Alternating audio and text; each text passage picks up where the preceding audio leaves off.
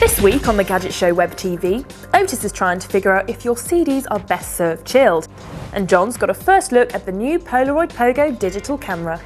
Plus the latest in gadget tech news. Hello and welcome to the Gadget Show studio and Web TV. Later, Otis is freezing CDs in the name of musical science, but first here's John with the first look at the new Polaroid Pogo camera.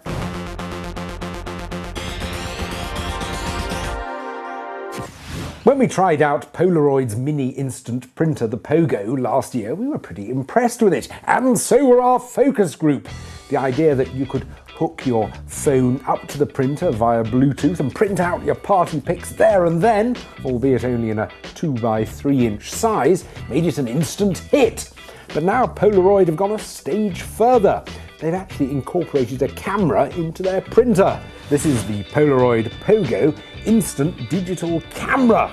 It's a pretty basic camera actually. There's no optical zoom, just a digital one. There's no autofocus, just a focus switch on the side, giving you the choice between flowers and landscapes. You've only got 5 megapixels to play with and a tiny lens, much like the one you'd find in a mobile phone camera. Though it does have a real flash, and you can shoot video at VGA resolution, plus it turns on quite quickly, so you're ready to go in a couple of seconds. Aside from that, actually, it just looks like a rather large, almost comically large, digital camera. It's a bit heavier than the printer, incidentally, about 300 grams, but all the controls are in the place you'd expect. You know, the zooms there, control here to switch between flash and self-timer and all that sort of thing, and a 2.5-inch LCD display as well. The main difference is that there's an open knob next to the screen, which you slide open to reveal the loading bay, where you can load up to 10 sheets of special zinc paper.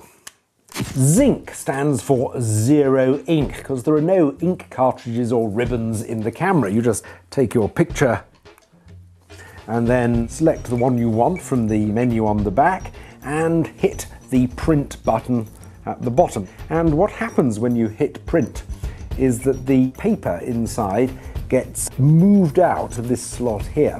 To be honest, the quality of the colours isn't really that brilliant. And if you were really unkind, you could say that original Polaroids from 20 or 30 years ago weren't much bigger than this, but would actually produce larger pictures with better colours. And that's slightly missing the point, because once you've taken a picture on this, it's stored on your memory card or in the camera itself, so you can always take a much better print from a bigger printer later when you want to at home. Also, you can do any number of identical prints from the one picture, whereas you couldn't do that on old Polaroids.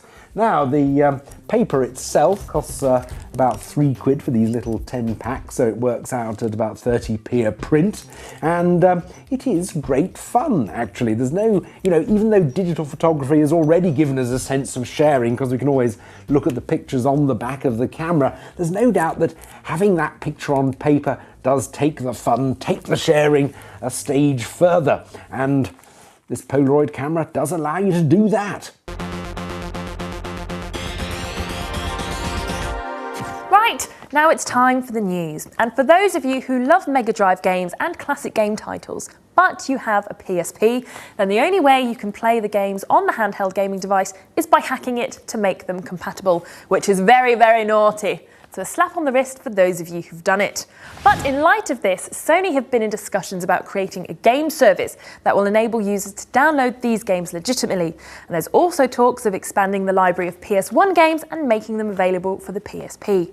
Now, whilst we're on the subject of the PSP, there are rumours that a newer, shinier model is in the pipeline, and they're calling it the PSP 2 or the PSP 4000, depending on which way you want to look at it.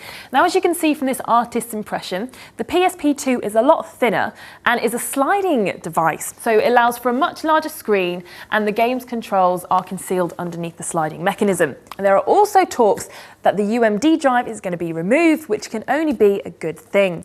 No news yet, sadly, on when either of these will be released, so it's just a case of wait and see. And finally, the Amazon Kindle app for your iPhone or iPod Touch is now available for download, allowing users to access hundreds of thousands of Amazon Kindle format ebooks. But it looks as if you have to download the books directly from the Amazon store onto your PC or Mac and then transfer them over to your Apple devices. Now, the great thing is it's got something called WinSync enabled, which will allow you to use your Kindle and iPhone or iPod Touch simultaneously. So you can start reading your favourite book on your Kindle at home and then pick up exactly where you left off when you're out and about on your iPhone or iPod Touch. And for those of you who've already purchased books for your Kindle, they can now be placed on the Apple devices as well. All sounds great, but there's one catch. It's not available in the UK yet. So fingers crossed the Amazon app will be making its way to the British shores sometime this year. Right, now it's time to join Otis out in the Gadget Show office for some chilled out tunes. Why am I in the kitchen on studio day? I'll tell you. I found out from the web that you can improve the sound quality of a CD by freezing it. Now, how does this improve the sound quality? Well, if you subject a CD to freezing for about 4 or 5 hours and then slowly return it to room temperature, this process relaxes the lattice structure of the polycarbonate material that makes up a CD. This in turn reduces the mechanic vibrations within the disc and improves the HF signal that's picked up from the disc. Now, the HF signal is the raw signal output that the photodetectors within the CD player pick up. Now, this is subject to noise and jitter if the vibrations within the disc are excessive. But does freezing and slowly returning it to room temperature work? We're going to find out. I have one disc that I've treated and another which I just went out and bought. Let's test them out. Gadget Show people, if I could have your ears for just a moment, I have an experiment I'd like to perform for you. I'm going to play the same track but from 2 different discs. I want you to tell me if you can hear any difference between the 2. Okay? Gather around.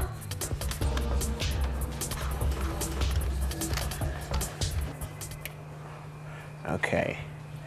Let me turn it up a little bit.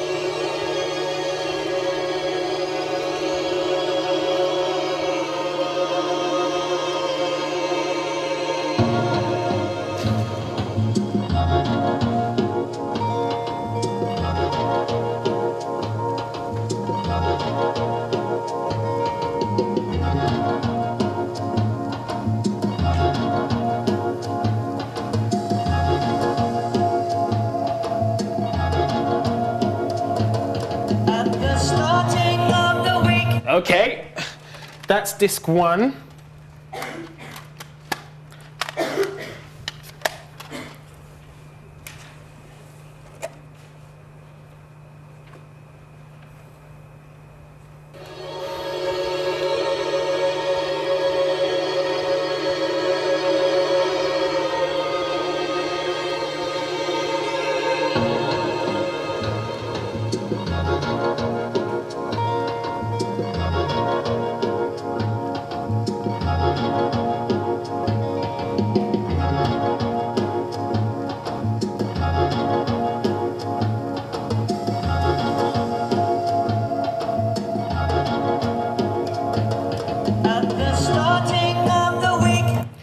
So, could you hear any difference between the 2? See, I could. I thought the second track was just slightly crisper. I thought, yeah. Slightly crisper? Yeah. Slightly hands up who thought it sounded slightly crisper. Better quality. Yeah. The one you voted for as sounding better was CD-A, which was subjected to 5 hours freezing and then slow returning to room temperature. It works! Go home and freeze your entire CD collection. It'll sound better. Thank you very much, everybody. Hey, I'm happy with that first one that worked.